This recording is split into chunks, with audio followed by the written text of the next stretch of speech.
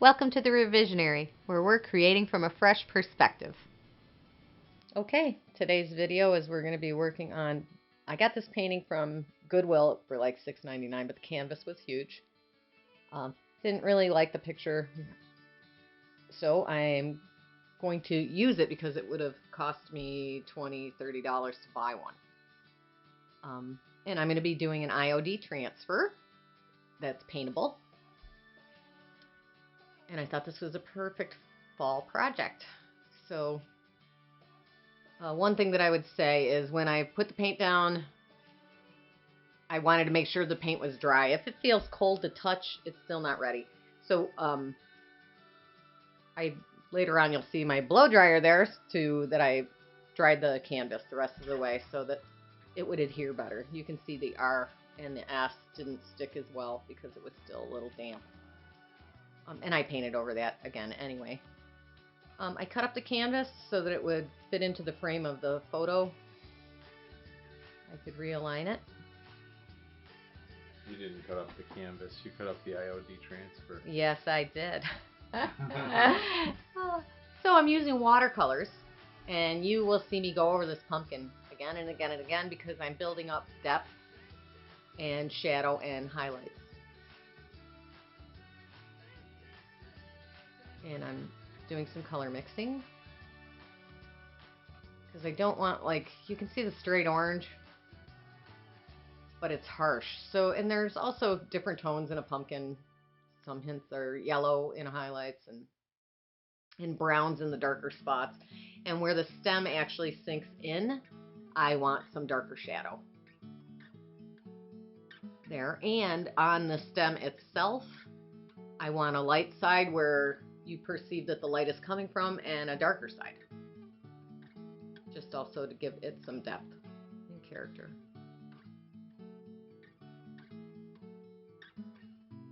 And same with the flowers. The base of it's blue, but I wanted it purple. So you'll see me mix the blue right on top of that red so that I get a nice purple. And again, I'm going to do layers and layers and layers on each thing that I'm painting.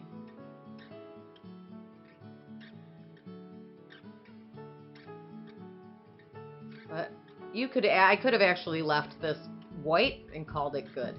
Alright, so you're using watercolors clearly. What's with the pooling of the water when you're painting it? Why is it not? So some of these transfers, they almost, in some areas, it like resists it. What do you do to stop that from happening? You have to let it just soak in. There's times where you have to let it soak in. So you'll see me, I'm going back over that pumpkin again, gives it some depth. Why do you switch back and forth to different Because I have parts? Zero patience. And I have to let that area dry. So if it's damp from what I just did, I'm moving on to the next thing as a time saver. And same with these beets. I actually really love the way the beets turned out. So I did a pink and then darker and then darker. Got some raspberries. And I really liked how the head of lettuce and the cabbage. I like the fall color cabbages that have purple in it. So the head of lettuce, I wanted to add some depth in it. So again, I'm adding shadow and highlight. Got my sunflowers and their leaves. And eggs, I don't like leaving eggs white. I like when you have like a variety of chickens and they each have their own different color eggs. I would say free range eggs, but you could have a chicken that's free range and still have white eggs. But I like the colored eggs. And the rooster, I liked him just the white and black with a little bit of red. So I did some olivey green color. I did blue, which you can't really see that much. In some shots you can. And then some soft brown. And I didn't like the white separation in between the veggies, so I just painted in some brown. Went up the sides. Doing earth tone look, right? Yeah. So right now I'm doing some touch up. You'll see that that R and the S look better now. I retouched over that with black. So now I'm covering it with some clear wax. And then I'm going to do some antiquing wax on top of it. And I want to lay down clear wax first, because if I do the antiquing wax and put that first, I really can't remove it. Whereas if I do the clear wax first and then add some antiquing wax on it, I can remove it or lighten up however I want. I can control it better. And I just used, you'll see that jar right there is just a Waverly brand from Walmart of the antiquing wax and the clear wax as well. And I'll seal that. There's a can on the side you see, and that is just a clear varnish that I'll seal with. Part of the reason why we're voicing over this video is about 10 feet away from where we're working. They're cutting down about 10 trees next door, so you can't hear anything in the video because chainsaws and grinders are going on. And there's the finished product. And the next project, it's going to be a buffet, right? Mm-hmm. I was thinking about keeping these drawers, but these are dug up and the parts are splitting off. It's just a backer. Right. I could take but it off. I don't think I want them on, just because I feel like this really dates them. So I feel like this could be used for a coffee bar or a buffet in a dining room. So I don't know if I want to keep the drawers or cut that right off and open up the whole bottom, paint everything. I mean, there is some nice detail on it, but the other issue is these are splitting apart. So there are wood dowels. We can glue them. We can glue them in and clamp that back corner. So we'll get rid of those. But I feel like if we take this off and open it up, so either we can completely lose this and have it a 3-section, or keep the drawers and have the 2 side sections open. Be cute as a coffee bar. You could keep the drawers, and for people that have Keurigs, they can stick the spoons, stirrers, creamers, coffee in there. All right. Or even a bar, whatever. Okay, let's get started. Let's do it. And we did decide to keep the drawers after all. And I'm actually keeping the doors themselves for a future project. I don't like wasting material if I can help it. And I also save my hardware, because in future projects you can always change hardware, add hardware. I might have something saved that will look better with a new project. This buffet had several coats of basically latex house paint on it, so we needed to Shiny. Yeah, and it was gloss, so we had to sand it pretty much down completely off just to get a surface for the next paint to stick. And in doing that, we switched between 120 grit and 220 grit paper for most of it, but some of it needed 80 grit paper to get the shine and the paint off. It was so thick. That top was really gouged up in several spots, so I used 80 grit and then 120 and then 220, but as you'll see, after trying to make it look good, it didn't work out well anyway. And of course, the weeks that we were picking to work on everything, it was like 90, 95 degrees, so we kept moving things trying to get into the shade because it was so hot. At least we had a breeze. I know I shouldn't be whining, because I know Texas had in the 110s or above, triple digits. And parts of Europe too.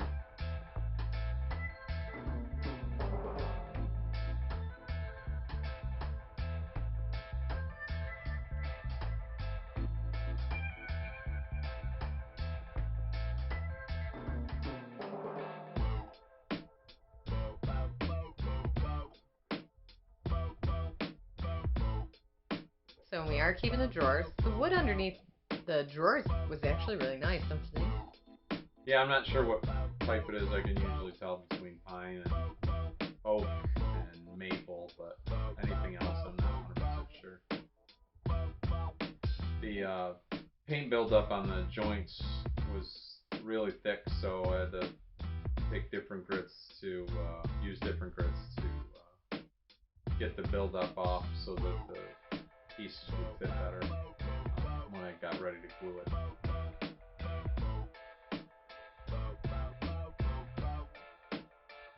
Something like this, most woodworkers only put glue on their dowel pins. They try not to glue the extra pieces just so that there's expansion and contraction that happens with all wood so it doesn't split. But I didn't have a lot of choices, so I just brushed on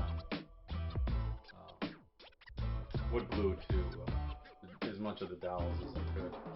And then I didn't have a clamp big enough to pull the joints back together, so I just used ratchet straps and pull straps, which worked out well. This is actually Bondo wood filler. I like to use this on furniture because it dries or it cures quicker, and I don't have to worry about regular wood filler drying overnight. It's a matter of minutes, depending on how much hardener you put in there. I do use regular wood filler on a couple of spots because I'm out in the sun and it dries quick, but you know, this is the easiest route to get it done as fast as possible. So the top of this is laminated wood. So all the detail on this piece had that gloss latex paint, and I use these wheels to, they have a grit on them. They're plastic with a grit, so they really chew off the paint pretty quick. They also chew off the wood, so I had to be real careful with that. But I couldn't leave it because it was such a glossy paint, nothing else would stick to it. So I had to get as much paint off as I could and scratch it up as much as I could so that the next layer of paint would work. Plus, I think it shows more of the detail again. Yeah, I pulled it out of some of the ridges. Like some of them were so thick you really couldn't see the detail, so it really did need to come down a bit.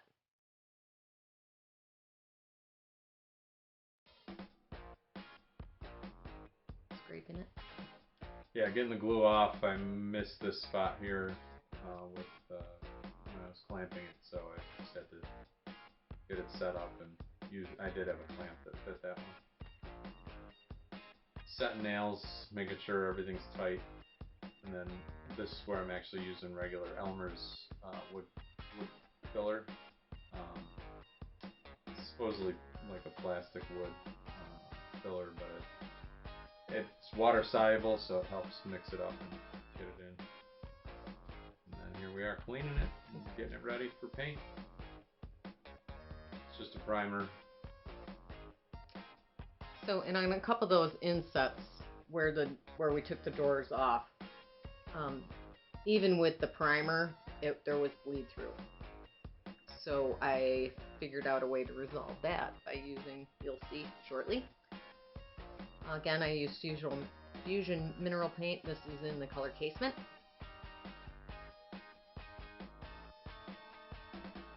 Just nice and smooth. It doesn't leave brush strokes, which I really like. Yeah, so back there's a couple spots. You can't see them right now, but I definitely saw them. Okay, and up top, man, as soon as I put it on, it was bubbling. So that made us decide to just peel up the veneer that was glued on there. It started coming up anyway, and the heat gun just helped it peel up really easy.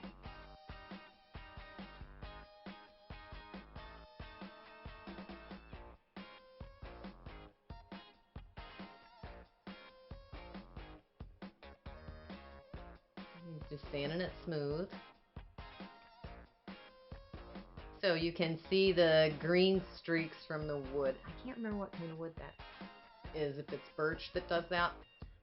But anyway, I found on YouTube or Pinterest that I can just use straight household bleach and it will tone those, it'll remove the green, and it really did. It made it a light brown to gray. This is just watered down casement paint. It's a 4-to-1 ratio. I like to leave some wood if it's possible. I like the variation. So on a lot of my pieces, you will see that I like to leave some form of wood as well as having paint. Basically just a whitewash over the grain.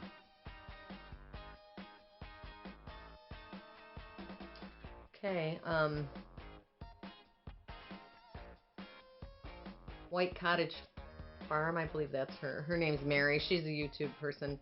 I bought her wallpaper off of her. They were placemats. And I had them in my stash, and they worked perfect, and I did them on the inside of the drawers as well as the back where there was the bleed through. So I just used regular Elmer's glue to decoupage the wallpaper on. And I actually prefer it this way now. I was going to leave it painted white, but it just gives it a little something. Adds some character to it. And there's the finished products on both.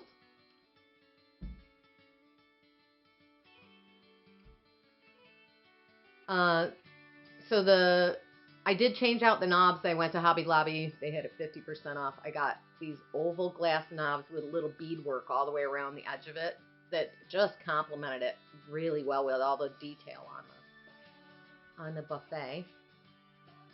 It turned out so nice.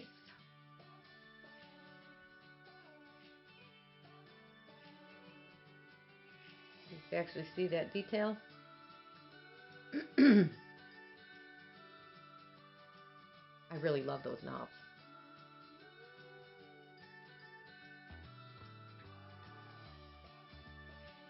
And I really like the print on that. I've had that rooster for years. I never want to get rid of them. I love them. And I found her, the hen, at a consignment shop several years ago. And that's it for this video.